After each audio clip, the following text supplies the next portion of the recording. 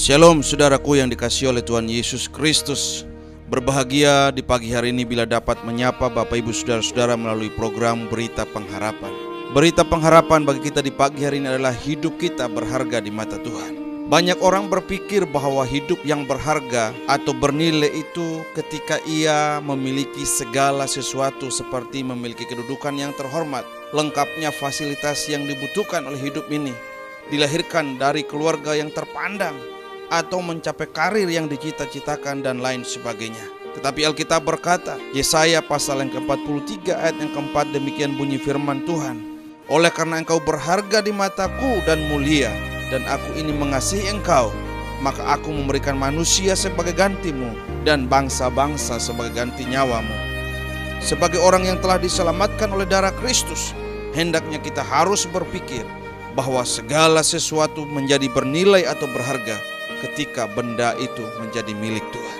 Sebab betapapun tinggi nilai suatu barang, kalau digunakan untuk kepentingan diri sendiri, bukan saja menjadi tidak berarti, tetapi juga laknat. Sesuatu yang sangat buruk atau bencana yang sangat besar. Tetapi semurah apapun nilai suatu barang, bila dipersembahkan atau digunakan untuk kepentingan Tuhan, maka barang itu akan menjadi sangat bernilai. Hal ini senada dengan betapapun besar dan agungnya sebuah perbuatan, bila tidak diperuntukkan bagi kemuliaan nama Tuhan, maka perbuatan tersebut bukan saja tidak bernilai sama sekali, tetapi juga merupakan sebuah pemberontakan. Pola hidup seperti inilah yang sebenarnya harus dimiliki oleh setiap kita sebagai anak-anak Tuhan.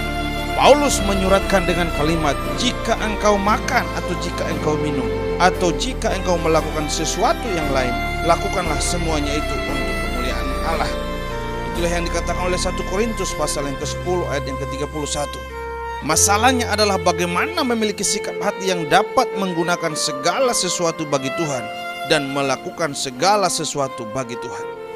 Ada beberapa hal yang harus disadari, diakui dan dijadikan prinsip kehidupan kita di pagi hari ini. Yang pertama, saudara-saudara, kita harus menanamkan dalam diri kita pengakuan dan kesadaran bahwa kita adalah tercipta oleh dan untuk Tuhan. Alkitab berkata dalam Kolose pasal yang pertama ayat yang ke-16, demikian bunyi firman Tuhan.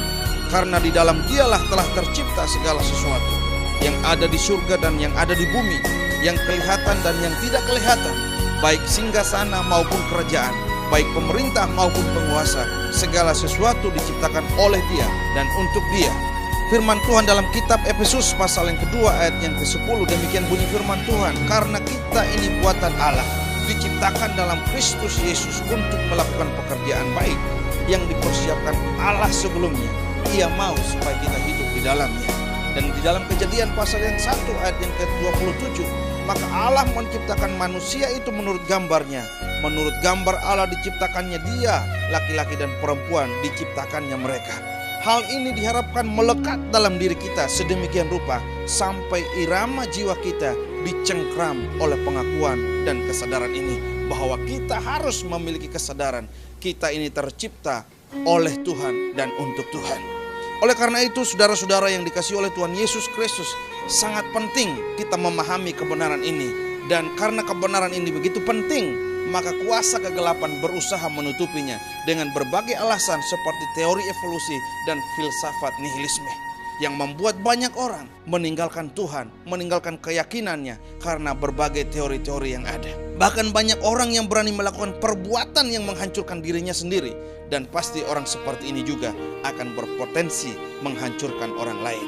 Hal-hal yang dibuat untuk menghancurkan diri sendiri dan orang lain seperti pergaulan bebas atau seks bebas. Ada seorang ibu yang begitu percaya pada suaminya karena suaminya ini sepertinya alim, rajin bekerja, pulang tepat waktu dari kerja, selalu perhatian dengan istri dan anak-anaknya. Tetapi yang membuat istrinya kaget ketika ada wanita lain yang datang ke rumahnya dalam keadaan hamil dan meminta pertanggungjawaban dari suaminya, yang membuat apa yang dilakukan oleh suaminya terbongkar selama ini. Ternyata waktu siang hari pada jam makan kantor, itulah yang digunakan untuk melakukan kejahatan itu, dan hal itu sudah sangat lama dilakukan oleh suaminya. Mengapa hal itu bisa terjadi? Karena suaminya itu tidak menyadari bahwa hidup yang dia miliki dengan segala yang ada harusnya ia tahu bahwa itu diciptakan oleh Tuhan dan harus diperuntukkan bagi kemuliaan nama Tuhan.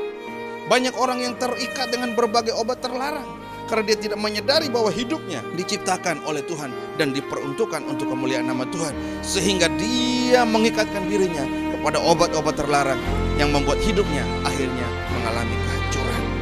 Banyak orang yang mati bunuh diri karena dia tidak menyadari bahwa hidup yang dia miliki hari ini adalah hidup yang diciptakan oleh Tuhan dan dia harus peruntukkan untuk kemuliaan nama Tuhan. Yang paling tragis adalah saudara-saudara, banyak orang di akhir-akhir ini di gereja maupun di mana-mana karena sikap hidupnya mengakibatkan orang lain meninggalkan Tuhan karena kehidupannya tidak menjadi berkat bagi orang lain. Cara hidup fasik seperti ini telah disuntikan ke dalam pikiran banyak orang Kristen hari-hari ini melalui berbagai hal seperti media elektronik, melalui film, melalui berita, melalui iklan. Kita melihat banyak orang yang dibawa, digiring perlahan-lahan untuk bagaimana dia melekatkan hidupnya kepada dunia ini dan meninggalkan Tuhan. Pergaulan masyarakat di sekeliling kita semakin hari semakin jahat, yang membuat kita lama-lama terpengaruh bila kita tidak menyadari bahwa hidup yang kita miliki hari ini adalah hidup yang diciptakan oleh Tuhan dan diperuntukkan untuk kemuliaan nama Tuhan. Yang kedua, saudara-saudara yang dikasihi oleh Tuhan Yesus Kristus, kalau hidup kita ini benar berharga di mata Tuhan, kita harus menanamkan di dalam diri kita pengakuan dan kesadaran bahwa kita adalah milik Tuhan yang telah dibeli oleh darahnya. 1 Petrus pasal yang pertama ayat yang ke-18 berkata demikian, kita ditebus dan lunas dibayar dengan darah yang mahal dari cara hidup yang sia-sia yang diwariskan oleh nenek moyang kita. Segala sesuatu yang ada pada kita adalah milik Tuhan. Haleluya.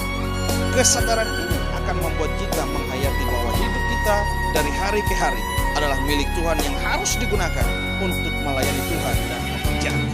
Jika tidak, maka suatu kali kita akan ketakutan ketika menghadap Tuhan untuk mempertanggungjawabkan hidup ini di hadapan Tuhan.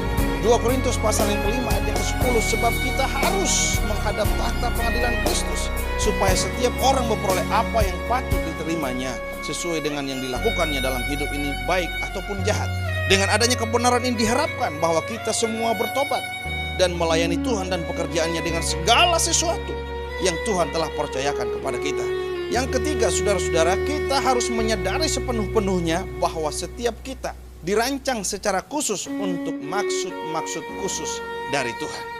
Yesaya pasal yang ke-43 yang ke-7 demikian bunyi firman Tuhan, semua orang yang disebutkan dengan namaku, yang kuciptakan untuk kemuliaanku, yang kubentuk dan yang juga kujadikan.